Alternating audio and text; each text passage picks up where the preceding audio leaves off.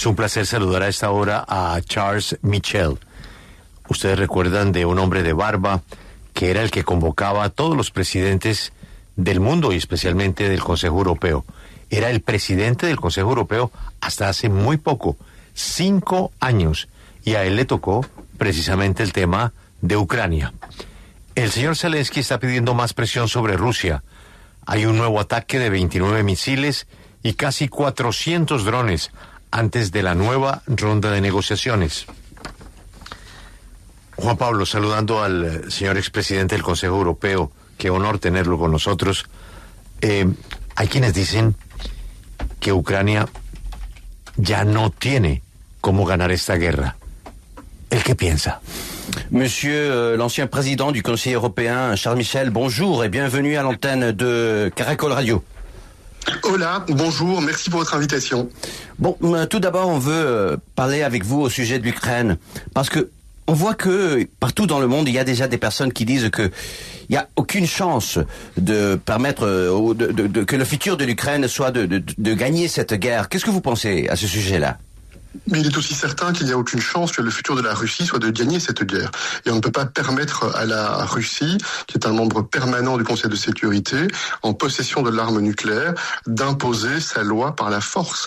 Et la défense de l'Ukraine, c'est la défense des valeurs européennes. Ne pas soutenir l'Ukraine serait commettre une faute majeure, parce que ne pas soutenir l'Ukraine, c'est envoyer le message au reste du monde que les frontières peuvent être violées, que la brutalité et la guerre peut être déclenchée sans qu'il n'y ait de conséquences. Et donc, je suis résolument en soutien aux efforts, tous les efforts militaires, financiers, politiques pour soutenir l'Ukraine dans ce moment important de l'histoire de l'Europe.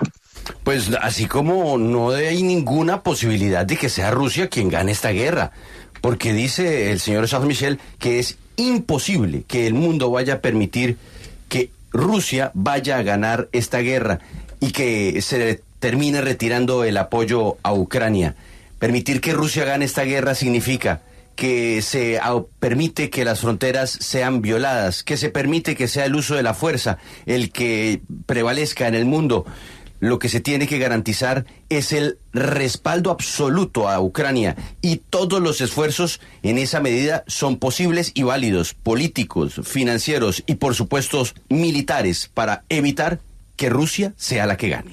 Señor Michel, las negociaciones avanzan, pero sin Europa. Líderes como Macron y Meloni han dicho que ellos quieren tener una comunicación directa con Rusia. ¿Usted cree que Europa va a lograr un puesto en esa mesa, que se va a lograr hacer parte de las negociaciones? Bon, à Genève, on aura aujourd'hui une nouvelle journée de ce dialogue entre la Russie et l'Ukraine, mais il y a un grand absent et c'est l'Europe. Est-ce que vous croyez qu'il y a une façon, peut-être avec l'idée que M. Macron et Mme Meloni ont eu de se rapprocher à la Russie, d'accomplir cet objectif de mettre l'Europe aussi à la table? Je pense qu'il est très cohérent de dire d'un côté qu'il faut soutenir l'Ukraine fortement et par ailleurs d'être présent comme Union européenne autour de la table des négociations pour un cessez-le-feu ou pour un accord de paix. Je suis très triste et très déçu que le leadership européen n'ait pas réussi à imposer la présence de l'Union européenne à la table. L'Union européenne, c'est 450 millions de citoyens, c'est une puissance économique et démocratique absolument majeure et malheureusement l'Union européenne n'est pas présente à la hauteur de son poids politique et économique. Pues nos dice que lo coherente, así muchos no estén de acuerdo, es que se pueda estar acompañando y apoyando a Ucrania en medio de esta guerra, pero a la vez estar sentados en la mesa de negociación. Eso es apenas lógico. Lo que resulta imposible y que para él es algo que es inaudito es que Europa no haya logrado imponerse como uno de los integrantes de esa mesa de negociación. Estamos hablando de 450 millones de personas y además de un territorio que tiene una influencia económica y política muy importante como para estar ausente en esta mesa de negociación. Pero quiero preguntarle ahora yo al señor Charles Michel sobre lo que esto dice de Europa. Y es justamente que esa desunión, esa falta de política común en términos militares y de diplomacia, es la que ha llevado a reducir su influencia. Monsieur Michel, mais est-ce que vous croyez que c'est justement le fait de ne pas avoir une diplomatie unifiée et des militaires unifiés ce qui a mené à cette situation dans laquelle l'Europe n'est pas aussi forte à l'heure de s'imposer dans une négociation? Non, je pense que c'est dû à un manque de leadership au départ des institutions européennes actuellement. C'est absolument regrettable et on voit que la présidente de la Commission européenne, depuis de très nombreuses années, a suivi une stratégie de soumission politique, mentale, culturelle aux États-Unis. C'est une faute majeure et on voit bien qu'on doit soutenir l'indépendance et l'autonomie stratégique de l'Union européenne.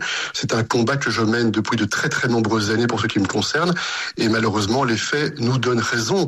Quand on est confronté à une telle guerre, l'Union européenne doit se faire confiance à elle-même et pas faire confiance aveuglément aux États-Unis.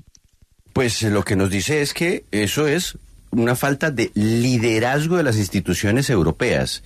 Y puntualmente dice él que la presidenta de la Comisión Europea tiene gran responsabilidad de esto desde hace muchos años, porque ella literalmente es una persona sumisa políticamente y mentalmente a los Estados Unidos. Ella se entregó a los Estados Unidos, algo que él ha rechazado desde hace mucho tiempo. Él lo que propone y lo que ha promovido siempre es una estrategia de independencia que permita que Europa piense distinto y que lleve su propio camino. La Unión Europea debe funcionar como un ente independiente y no bajo la sumisión de Estados Unidos.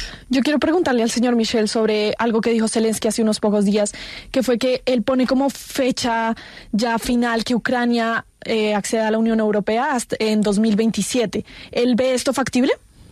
Le président de l'Ukraine, M. Zelensky, a dit il y a quelques jours que il croit que c'est bien possible de faire que l'Ukraine rentre à l'Union européenne en 2027. Est-ce que vous croyez qu'il dit la vérité, que c'est possible? Oui, je crois que c'est possible.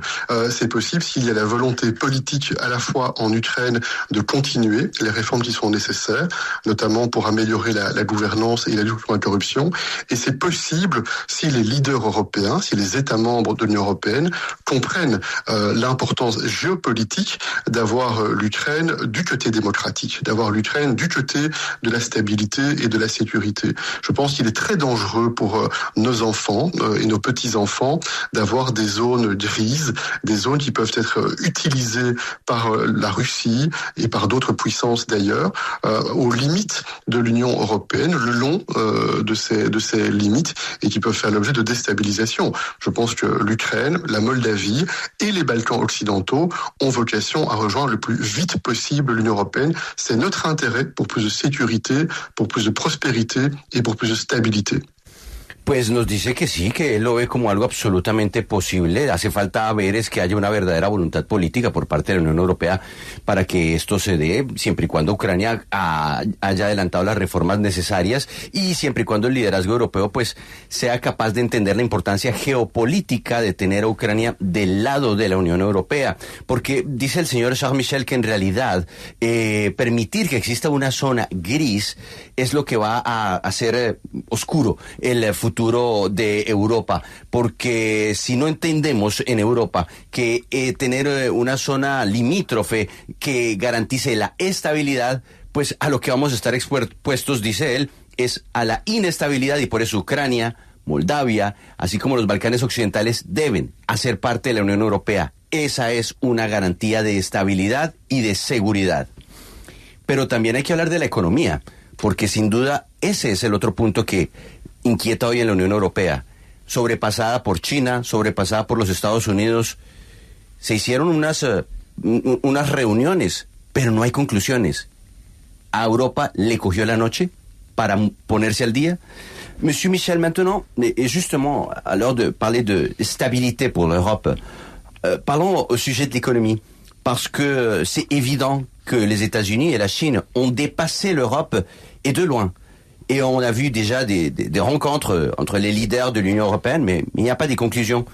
Est-on en train de faire face à une situation dans laquelle l'Europe ne pourra pas se rattraper? Je suis convaincu que l'Union européenne dispose de toutes les qualités et de tous les atouts pour réussir son développement économique et pour donner un nouvel élan en termes d'investissement et en termes d'innovation. Mais pour ça, encore une fois, il faut que les leaders européens prennent les bonnes décisions. Et prendre les bonnes décisions, c'est d'une part améliorer nos régulations. La Commission européenne, désolé de le dire encore, est coupable d'avoir ces dernières années alourdi, augmenté les charges administratives et a manqué de stabilité, de prévisibilité dans les mesures mises en œuvre, notamment en lien avec la transition énergétique, ou avec le secteur automobile par exemple, premier élément. 2, il faut libérer les investissements, et la Banque européenne d'investissement est un instrument puissant pour susciter davantage de mobilisation du capital privé. Et puis, il faut soutenir des grandes entreprises européennes innovantes.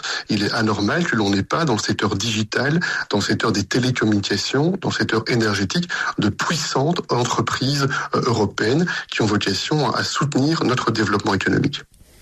Pues él dice que él cree que Europa tiene todas las cualidades necesarias, todo lo que se necesita para volver a tomar impulso y ponerse al día.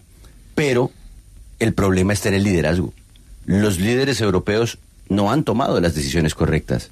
Insiste él en que hay un problema en la Comisión Europea, porque la Comisión Europea ha hecho más complejas las cargas administrativas, hizo que la transición energética se convirtiera en un problema o en un lastre, y le urge entonces empezar a tomar medidas que vayan en contravía. Por ejemplo, darle más libertad a las inversiones a través de la Banca Europea de Inversión, darle mayor respaldo a las grandes empresas europeas que quieran innovar y sobre todo tratar de hacer una apuesta por lo digital. Él no entiende cómo Europa no tiene una gran empresa que represente a Europa en el mundo digital. En eso ha cogido la noche a Europa. Juan Pablo, yo ahora quiero hablarle de la Alianza Atlántica. Él dijo en una entrevista meses atrás que Mark Rutte debía dejar de actuar como un agente estadounidense. Yo quiero preguntarle el que cree que está fallando hoy en el liderazgo de la OTAN. Bon, et maintenant, passons au sujet de l'OTAN. Est-ce que... comment peut-on faire pour savoir à quoi joue M. Mark Rutte et surtout comment changer un petit peu le leadership à l'intérieur de l'OTAN pour ne pas voir cette alliance faillir? L'élément clé, c'est le développement de la défense et de la sécurité européenne. Alors je préférerais que ça puisse se faire à l'intérieur de l'OTAN, mais on voit bien que les ambiguïtés des États-Unis, le manque de soutien des États-Unis en lien avec la guerre de la Russie contre l'Ukraine, les menaces des États-Unis sur la souveraineté du Groenland, les différences de plus en plus nombreuses entre les États-Unis et l'Union européenne sur des sujets géopolitiques doivent nous amener comme Européens à prendre plus de responsabilités, à être plus mobilisés pour notre sécurité et notre défense. Et moi, je n'attends rien, ni de Mark Rutte, ni de la Commission européenne, mais j'attends beaucoup des États membres de l'Union européenne. J'attends beaucoup d'Emmanuel Macron, de Meloni, de Pedro Sánchez, peut-être même aussi de Keir Starmer en dehors de l'Union européenne. J'attends beaucoup de ces leaders européens en qui j'ai confiance, je les connais bien, et je sais que ces leaders européens sont absolument convaincus que c'est maintenant que l'on doit à la fois améliorer notre capacité de défense européenne, augmenter nos investissements et coopérer beaucoup plus entre nous au départ des États membres de l'Union européenne, avec quelques partenaires clés. Je pense au Royaume-Uni, je pense aussi au Canada, par exemple, je pense aussi aux pays nordiques en dehors de l'Union européenne comme la Norvège, je pense aussi aux pays des Balkans occidentaux et bien sûr à l'Ukraine pour bâtir ensemble une défense et une industrie qui soutient cette défense et ses capacités de sécurité.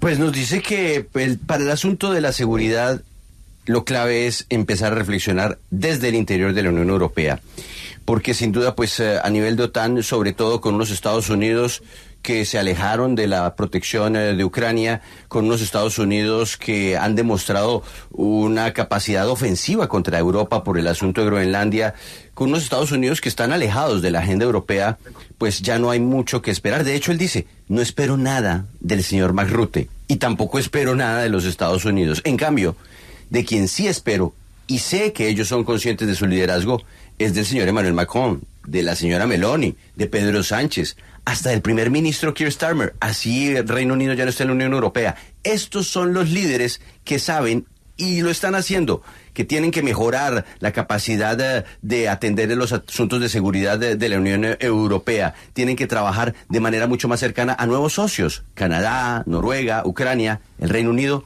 y la clave es una industria de defensa propia de la Unión Europea. Juan Pablo, última pregunta, agradeciendo el tiempo de quien fuera el presidente de la Unión Europea, el último presidente del Consejo Europeo.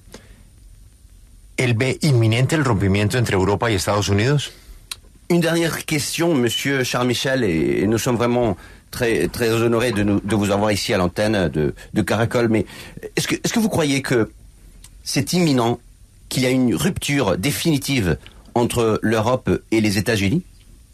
D'abord, je voudrais corriger la traduction que vous avez faite parce que j'ai dit tout à l'heure que je n'attendais rien de Mark Rutte et je n'attendais rien de la présidente de la Commission européenne, pour la précision. D'accord. S'agissant des États-Unis, oui, l'alliance transatlantique, le lien très fort entre l'Europe et les États-Unis, tel qu'on le connaissait depuis des décennies, ce lien-là, il n'existe plus. Et quelque chose de différent va devoir être reconstruit. Et on voit bien qu'on devra probablement passer par une phase de confrontation politique et de tension avec les États-Unis. Mais c'est l'occasion pour l'Union européenne de se faire respecter. Nous sommes un partenaire fiable, prévisible, sérieux, loyal, et nous méritons d'être respectés. Oui. Et les derniers mois, on n'a pas été respecté du tout par les États-Unis, que ce soit en matière d'attaque commerciale, d'augmentation des tarifs, que ce soit en termes de fragilité dans la défense de l'Ukraine, ou que ce soit même en termes de mise en question de la souveraineté d'un pays européen, le Danemark, en lien avec le Groenland. Et ça veut dire que les mois qui viennent vont être clés pour affirmer l'ambition de souveraineté européenne. Oui. D'accord, monsieur Charles Michel, merci beaucoup de nous avoir accompagnés aujourd'hui à Caracol. Une bonne journée. Merci a vous. Au revoir. Bueno, nos dice Julio rápidamente, ese vínculo que existió alguna vez con los Estados Unidos ya no existe. Hoy hay un vínculo diferente. Hemos entrado en una fase de confrontación política y así, pues la Unión Europea tendrá que hacerse respetar, porque la Unión Europea hasta entonces había sido fiable, previsible, leal, y ahora no. Así que toca restablecer eso. Y nos recuerda que él no confía ni en Rutte ni en la presidenta de la Comisión Europea.